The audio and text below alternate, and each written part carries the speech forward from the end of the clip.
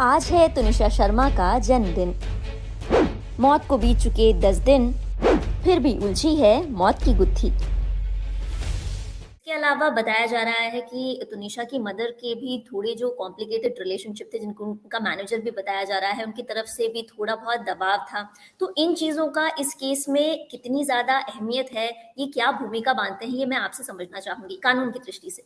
मैं ये समझता हूँ, जैसे बड़ी सेंसिबली प्रीति जी आपने ओपनिंग में ये कहा कि किसी का भी चरित्र हनन, और खास करके उस व्यक्ति का जो अब इस दुनिया में नहीं है, नहीं होना चाहिए। और चरित्र हनन बतौर अगर कुछ बात आती है तो वो इन्वेस्टिगेटिंग एजेंसी इन्वेस्टिगेटिंग के पर्यू में आएगा। अभी ये जो गौरव नाम का लड़का आप कह रहे हैं, इसके साथ में उसके रिलेशन थे, किस प्रकार के थे? अभी कोई फोटो देख के अगर ये कह दे कि वो तो बॉयफ्रेंड से या नॉर्मल फ्रेंडशिप से गहरे थे, तो ये सब्जेक्टिव ओपिनियन होगा। इस ओपिनियन को जब तक आप concurrent circumstantial technological forensic evidence को सपोर्ट नहीं कर पाएंगे, ये एविडेंस प्रूव नहीं हो पाएगी। तो ऐसे सब्सटैंटिव चीजें बहुत सी आई है। ये भी कारण हो सकता है कि किसी का 2 बार दिल टूटे तो सदमा गहरा पहुंचे।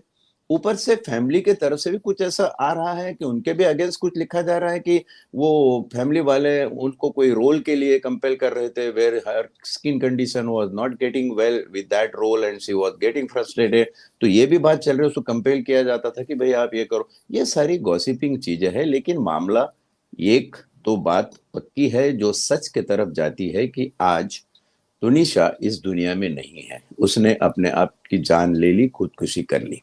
ये तो हकीकत है। अब जाहिर तौर पे और मोटे तौर पे अगर ये बोला जाए तो इतना ही इस वक्त कहा जा सकता है कि भले ही मामला फैमिली वालों की तरफ से गहराया हो, भले ही जीशान की तरफ से गहराया हो, या फिर भले ही गौरव की तरफ से गहराया हो, कहीं तो एक स्टेट ऑफ माइंड तुनिशा की ऐसी बनी कि वो लाइफ सस्टेन करने पे बिल्कुल भी आबादा नहीं रही, उसको बर्बादी के तरफ ले गया। वो ट्रेस ड्रिवन जो भी उसका एंगल होगा, मानसिकता उसकी कंडीशन होगी, और उसके अंदर ये सुसाइड हो गया। मेरे पूरे पुलिस सर्विस में मैंने 3 ऐसे मामले 306B के इन्वेस्टिगेट किए, जिसके अंदर 2 घंटे पहले हस्बैंड ने दिए हुए प्रोवोकेशन से वाइफ ने सुसाइड कर ली। There was no suicidal note. Tunisha के केस में भी कोई सुसाइडल नोट नहीं है, इसके लिए और पेचीदा बनता है। लेकिन वो मामलों में, किसी भी मामलों में कन्विक्शन कोर्ट से नहीं आया। कन्विक्शन आने के लिए जो प्रूफ हुआ करते हैं, वो सिर्फ किसी एक बात के ऊपर नहीं चलते, उस बात को forensic, technological, digital and circumstantial, ये सारे एविडेंस का सपोर्ट होना जरूरी होता है। मैं यहाँ पे ये देख रहा हूँ कि कुछ क्लिप्स आ रही है, कुछ बातें हो रही है मीडिया में, कुछ दोनों तरफ से बातें चल रही है। कोई टट्टू कह रहा है, कोई दूसरा उसकी मम्मी का कुछ बात कर रहा है।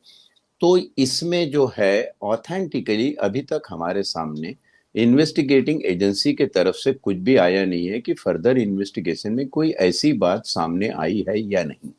अगर इन्वेस्टिगेटिंग एजेंसी या इन्वेस्टिगेटिंग ऑफिसर एक हाथ प्रेस कॉन्फ्रेंस लेके अगर इस बात की पुष्टि करता है, तो हमको इस बात पे वाजिब तरीके से बहस करने की आवश्यकता है।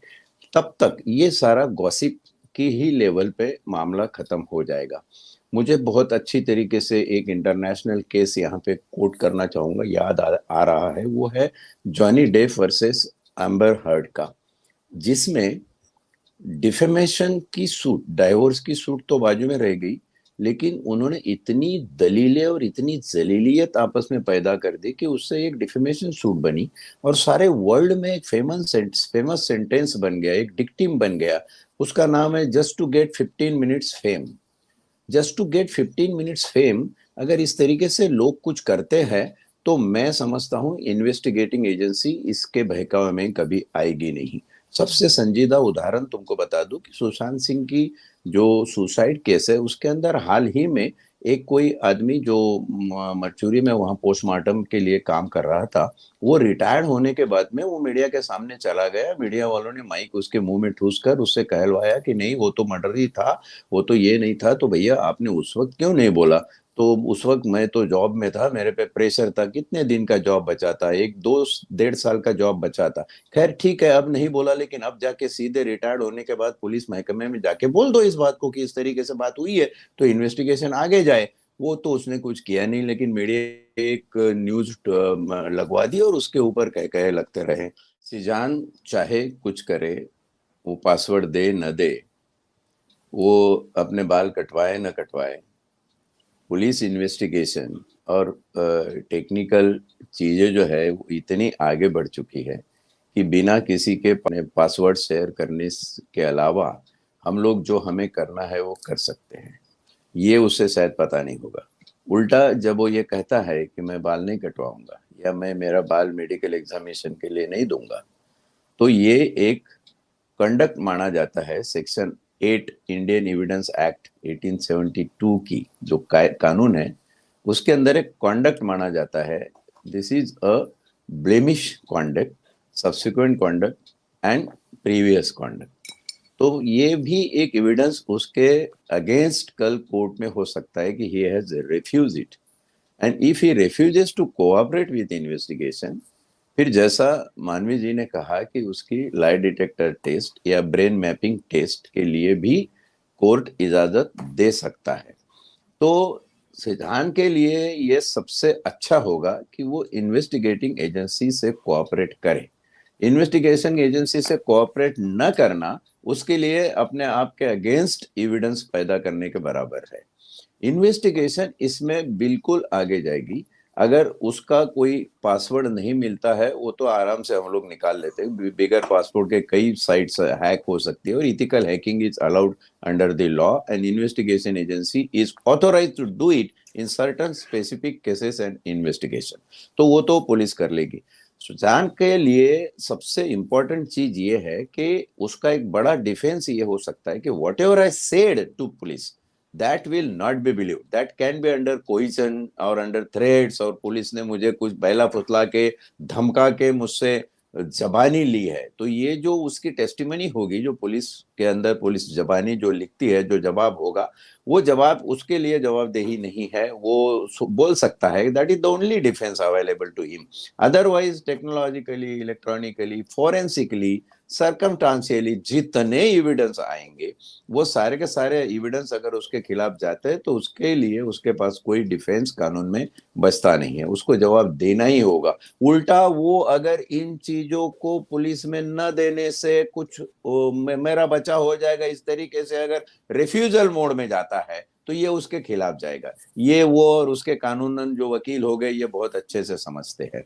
और जहां तक इस केस का मामला है कि ये सुसाइड है, अभी तक कोई ऐसा पुख्ता सबूत आया नहीं है कि ये कोई 302 वाली मर्डर की केस है या किसी ने जबरदस्ती उसके ऊपर कोई जादगी करके जो कुछ भी हुआ वो इस तरीके से परिणाम था। ये तो अब तक सामने नहीं आया है। इतना जरूर माना गया है कि उसकी जो दिली हालत थी वो ऐसी थी कि वो सस्टेन नहीं कर पाई ट्रेस को, इसके लिए उसने ये कदम उठाया। जहां तक एक काउंसलिंग का सवाल है, एक साइकोलॉजिकल प्रोफाइलिंग भी होती है, क्योंकि जिस स्टेट ऑफ माइंड में एक्यूज है, अभी सीजान जिस स्टेट ऑफ माइंड में है, वो स्टेट ऑफ माइंड क्या प्रॉपर है, इसमें उसकी जबानी लेना, उसमें उसका स्टेटमेंट लेना क्या सही कानून के दायरे में आएगा, इसके लिए हम लोग इन्वेस्टिगेशन में साइकोलॉजिकल प्रोफाइलर की मदद लेते हैं, जो तुमको चंद कुछ क्वेश्चन पूछ के तुम्हारा प्रोफाइल निर्धारित करते हैं। उस प्रोफाइल में ये कहते हैं कि ये बहुत ज्यादा बेतुके जवाब दे रहा है, इसकी प्रोफाइल ठीक नहीं है, इसका अभी स्टेटमेंट लेना ठीक नहीं। कुछ दिन के बाद में, काउंसिलिंग के बाद में, वही आदमी उसकी प्रोफाइल सही होने के बाद में पुलिस स्टेटमेंट रिकॉर्ड कर सकती है। तो ये सारे डिफेंस जो एक मानवता स्वरूप उसको अवेलेबल है, वो तो अवेलेबल है कानून में, लेकिन जहां डिफेंस उसको अवेलेबल नहीं है और फिर भी वो डिफेंस लेने की कोशिश करता है और इन्वेस्टिगेशन में हर्डल्स बनाने की बात जहां आएगी, तो वो जिसान के अगेंस्ट जाएगी, आरोपी के अगेंस्ट जाएगी। जी, बहुत बहुत शुक्रिया धनराज जी।